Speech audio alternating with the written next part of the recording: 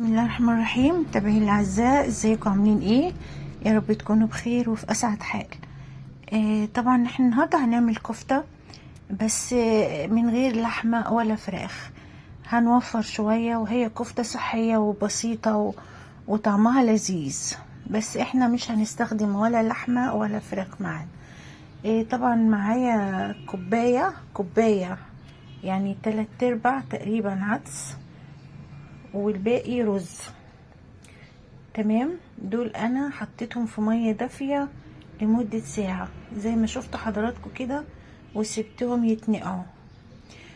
طبعا في الكبه معايا بصله، ومعايا كام فص توم، شويه كزبره خضراء، وقرن فلفل رومي، ممكن سبايسي ممكن رومي عادي. طبعا انا طحنتهم ونزلت بيهم، صفيت العدس مع الرز ونزلت بيهم طبعا فوق الخلطة الخضار اللي كان معايا. طبعا هطحن كويس على اساس يبدأوا يتجانسوا مع بعض، لازم يبقوا ناعمين جدا.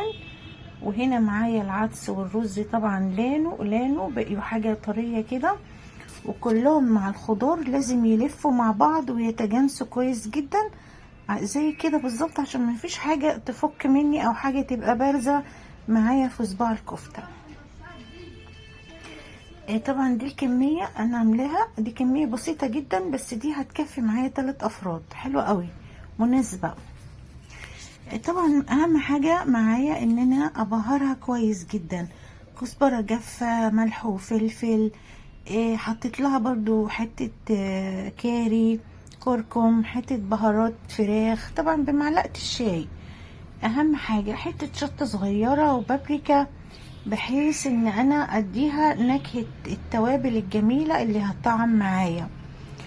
طبعا انا عملتهم وعجنتهم، واجي ركنهم على جنب كده لمدة 10 دقايق برضه عشان يشربوا من بعض، وصباع الكفتة يبقى لين معايا ويبقى ماسك معايا كده ومتجانس.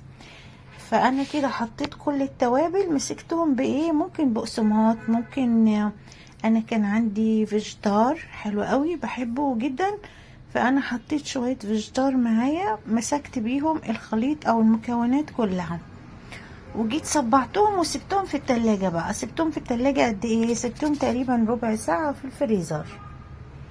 بس بعد كده طبعا دي طاسة على النار، وفيها طبعا زيت على معلقة سمنة، وبدأت في التحمير بالشكل ده. حمرتهم الاول، النار بتبقى عالية شوية، بعد كده ابدأ اهديها عشان صباع الكفتة معايا يبقى يعني من جوه مستوي كده وكويس.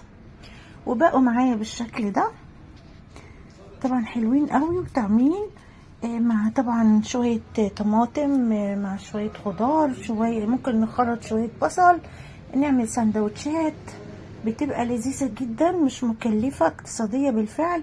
وطبعا نغير عن اللحمة والفراخ طبعا، لان الحاجات دي بتبقى حاجات نباتي، بتبقى لينا ولجسمنا مفيدة جدا ومغذية برضو ولذيذة. بقى الكفتة جميل، مقرمش من بره وطري من جوه، وطعمه حلو واخد من طعم البهارات وكده. الف هنا اللي طبعا يجرب. وطبعا انا حطيت الكاتشب، بحب اطعم بيه الحاجات اللي زي كده، بيدي طعم حلو وتست حلو معايا. فالف هنا وشفا يا رب باللي جرب. وما تنسونيش في اللايك والشير، واهم حاجه اللايك حضراتكم عشان يوصلكم كل جديد ان شاء الله.